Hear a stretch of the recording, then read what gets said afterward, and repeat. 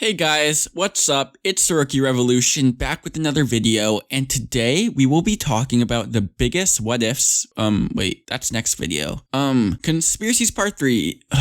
It's not it. Where's my script? Okay, I found it. Today, we will be talking about the top 10 best eliminations in MTV's The Challenge history. And I want to first say that this list is 1000,000,000% subjective, but I do have a criteria. I also want to start off by saying, this is not the most dominating elimination performances or best moments, which is why Bananas vs. CT will not be on here, because while it was an epic moment and one of the most iconic moments in reality TV history, it wasn't a fight, it was a murder. That's worse than dying. I would never show my face on a challenge again. I want some good matchups, some that make you bite your fingernails off, it's so good. And like my dailies list, I also want some variety. Yeah, like obviously I can make this all hall brawl, but I am limiting myself to one. Same goes for pole wrestle and etc. Whether it's a gulag or a pit or an exile, or if MTV checked their email to see I suggested the new season elimination ring to be called the Revolution of Rookies, let's get right into it. So I'm gonna go ahead and take the money and run, Teach. At number 10, from Vendettas, we have Oil and Water from Sylvia vs. Melissa. And in this elimination, you and your opponent are placed in an oil pit, and you must retrieve a ball to put in your basket by any means necessary. You can also only be on your hands and knees, and any and all physical contact is allowed. Let me tell you, this was a fight. Melissa has MMA training, and she was kneeing and biting Sylvia just to get the ball. Sylvia almost knocked Melissa out after all of that. Like, at some points, they weren't even fighting for the ball. They were just fighting. It was vicious. You've choked me, you've kneed me in the crotch, you've ripped my hair out, you've bit my hand. If you keep doing that, yes, I'm gonna knock you the out. On this elimination, I really didn't know who was going to win, as I first underestimated the slipperiness and first thought it was mostly about speed, but it was so much more than that. You need to have your guard up, you need to know how to defend or find a way to steal the ball. Sylvia was also sick during this elimination, which makes her win all that much more impressive. This was one of the best physical eliminations in recent history, so I am giving it the number 10 spot based off that. Number 9 is Scratchathon from the original Inferno. And it was Katie vs. Julie, and in this elimination, you had to walk on a treadmill. Just outlast your opponent on the treadmill. Well, if you both last 3 hours, it goes to a jump rope, but that sounds pretty easy, right? Well, you are covered in itching powder the whole time, and it's legit itching powder, which is no joke. As good as this elimination was, the elimination's build-up and story is what really separates it. Katie's whole team wanted her gone. They all threw the daily to Veronica to ensure Katie would go in, and not only that, Veronica actually purposefully made this harder for Katie by putting a substantial amount more itching powder on her than on Julie. Julie was taking this elimination as a joke, as she was super confident and was just honestly being kind of annoying and cocky, which was a bad look. Hey Dave, are we gonna turn this up? Why don't we turn up the dial so that we're not walking on treadmills? Not jogging yet, I want to jog. Jog, dude. Turn around aerobic, put on performance. Well, you're just delaying the inevitable, dude. What's the inevitable? Wait till you with me, idiot. Idiot. It was also cool to see the players opposite team cheering for them. Katie's team was cheering for Julie, and Julie's team was cheering for Katie. It was quite bizarre. They both outlast the treadmill, and we move on to the jump ropes, where obviously Julie says she is in the past jump rope for hours and hours, which she highlights more than once. I've jump roped for hours before, for hours. I could jump rope circles around Katie. Well, Katie ended up winning, and it was only the start between the war of Katie and Veronica. I also have to say, I don't know why it's not in the episode, but Katie was smoking a cigarette while on the treadmill, which I don't even have to make a joke about. I mean, that's just funny. At number 8, this is an underrated elimination that is never talked about, but it's one of my all-time favorites. It's going up on Rivals 1, played by Brandon and Ty versus Kenny and Wes. It was a simple concept. Run to your rope and climb it. Both of your team members need to make it up first, or at least one of each of your team members must get up for a one-on-one tiebreaker between the two of them. We had Wes's usual cocky self in this elimination. You guys are weak. If they beat me, I'm going to be very surprised. But he actually got beat by Brandon at first. And Kenny, well, like Evan said, was outstanding. Ken, outstanding. Ty, I don't even think made it a quarter up the rope. Brandon ended up gassing out on this elimination, giving Wes the win and keeping himself and Kenny in the game. I love this elimination. The setup is so simple and it requires a very certain skill that is very fun to be watched. It was also cool seeing Bananas cheering for Wes, even if it was just because of Kenny. Don't you two ever do that to me again, man. Wes, hey buddy. This elimination just is not talked about enough, but I rewatch it potentially the most out of any eliminations ever. Next up, we have Rampage from Dirty 30. Two best friends in Nelson and Hunter pitted against each other in an all-out grudge match. How this elimination works is that you and your opponent are both connected back to back in the middle of a platform. You are each a color of either pink or blue, and you need to drag your opponent down your assigned color to get a point and win, which is best out of 3. Hunter is a lot bigger than Nelson, but Nelson is a lot feistier than Hunter. It was a matchup that no one could really predict. In round 1, Nelson was actually dragging Hunter and it didn't look close until the moment when Hunter gathers up the strength to flip Nelson, which was jaw-dropping to watch. Something comes over me and I stick my arm in the ground.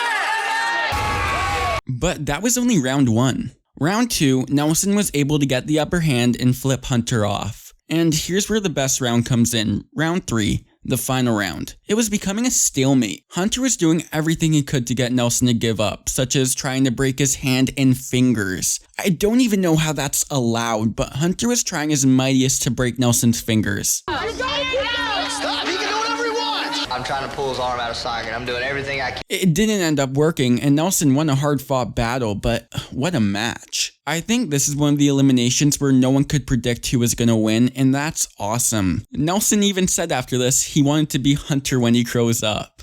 Who he is as a man is who I want to be when I grow up. At number 6, we have Dust to Dust played by Jenna versus Tori. The elimination rules were you had to go over to a pile of bricks and then you smash them into your own personal grate that goes into a wheelbarrow that you must drive into a bucket to reach a red line. The first to reach the red line wins. A very, very different elimination. There was a lot riding on this elimination. Jenna had not made a final in a long time and was pretty checked out, while Tori was considered a top 3 girl on the season from the start and looking like she would steamroll Jenna in any elimination. The design of this elimination was quite awesome and the camera work was also incredible. This elimination was very endurance heavy, but it also required strategy because you need to not overfill your wheelbarrow, or it can potentially become too heavy or tip over. Jordan was screaming and pleading to Tori to listen to him, but Tori didn't listen at all. And when Tori lost, Jordan freaked out and everyone was actually quite shocked she lost to Jenna. Listen!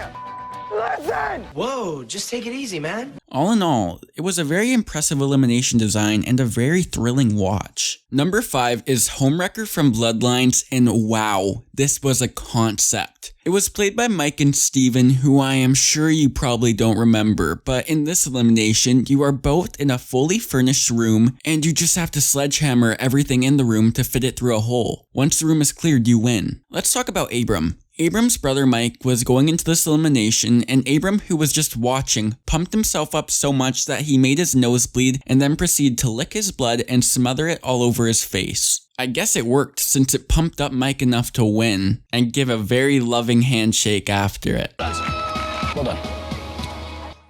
I really wish it was Abram competing, as he would have just been crazy. It was honestly really cool seeing a room be smashed up. Steven really didn't do that well, but at least he tried. Hey! You missed. Yeah, he did awful. But it was also really funny when they smashed the picture of TJ. This elimination will always be remembered for Abram going crazy and his brother Mike killing it. What are you gonna do? I'm bleeding. Yeah! For number 4, we have Last Chance played by Jordan and Marlon versus Leroy and Ty. And I know I say this a lot, but wow. I will admit this is one of 2 Hall Brawl-esque games on my list, but this is not completely a Hall Brawl. It has an added element of defense. It's not as straightforward as running through your opponent, as this requires more strategy. In this game, one player plays offense while the other is on defense, and you guessed it, the offense runs to the other side of the hall to get to the bell, while defense tries and helps their partner pass through. All 4 of these guys are athletes, and all 4 of them wanted more than nothing to get back into that house. Round 1 was so close, it was separated by less than a second. Jordan and Marlon ended up getting the point. Round 2, Leroy and Ty just outmuscled Jordan and Marlon and pushed them to the bell, all tied up for the final round. The final round was a mess. The defense and offense got all switched up, and Ty was at his bell, but he was pinned, just barely missing while trying to get up. Jordan got out of Leroy's hold and was able to jump to his bell and win. When you talk about close matches, there is nothing better than this. It's like, oh my God, what's gonna happen? Number 3 is the original Balls In from the Inferno 2 between Brad and Abram. You take turns between offense and defense. Offense has to score a ball in the basket while defense tries to tackle them or take the ball out of their hand. The trash talk during this elimination was top notch. It went from 0 to 100 real quick. I'm really a peaceful guy, I really am. Bring it on! I'm gonna eat you alive. This was a really close elimination. Seeing every round, just knowing that one ball can change everything, it was stressful to watch. Abram ended up winning in a 3-2 score, but this was a hard fought battle. After this elimination, Abram got into a fight with Darrell, which was pretty funny. Anybody else want me? See me tonight, little poodle. You so tough, you know it. I see it in your eyes. Keep sticking up, cause you my bitch. You my bitch. It was just a great battle and the start of a classic reoccurring elimination. Number 1 and 2 are very interchangeable for me, but we have Hall Brawl from Zach vs CJ for number 2. This, in my opinion, is the best and most classic Hall Brawl of all time. We all know how Hall Brawl works. You are in a narrow hallway and you have to run through your opponent to ring your bell. Zach is a lot bigger than CJ, and most would think that would be an easy win for Zach. But CJ is a former football player. He knows that if you go low, you can knock Zach off of his feet. And CJ beat Zach 2-0 pretty easily, and it was embarrassing to watch. Zach actually started making excuses as to why he was losing, and Devin said what we were all thinking. CJ's an athlete. CJ's an MMA fighter, 4 years older than me, smart. Zach's gotta be pretty embarrassed. I mean, you're 7'13" and you just got your ass beat by the same dude chasing your ex-girlfriend. Since in the women's round, Sam won, this forced Zach and CJ to go on overtime, and once again, CJ beat Zach in the first round, while Zach ripped CJ's pants off.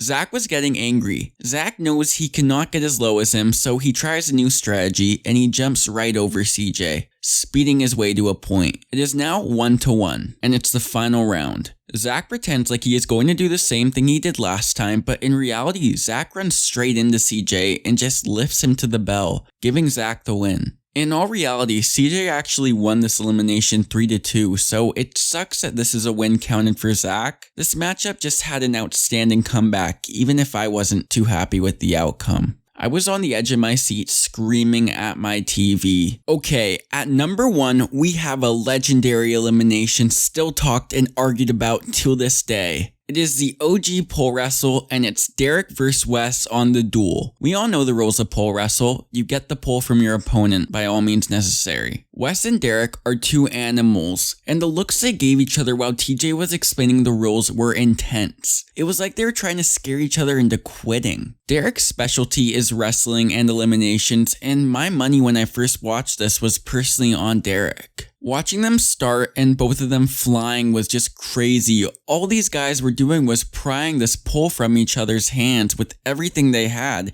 They were twisting and flipping each other so they could win, and this went on for a long time. Wes finally got the pole from Derek, and Wes was dead. When Wes went back to the house, he called his girlfriend Johanna, crying, saying it was the hardest thing he had ever done. The hardest thing I've ever done. So much pain right now. I swear to God, I broke at least 2 of my fingers. This just took so much out of me. Wes and Derek still fight on Twitter till this day about this. Thank you all for watching. I know this is a controversial list, and I know that all of you would have had Banana's backpack at number 1, but I'm saving that for a whole other video. Like I said in the beginning, this list is 100% subjective. Stay tuned for next week for What Ifs Part 2, and after that will be Conspiracies Part 3. Also, thank you all so much for 1,000 subscribers. I am actually thinking of a special video, but I don't know all the details as of now. Please like, comment, and subscribe, and until next time, take care.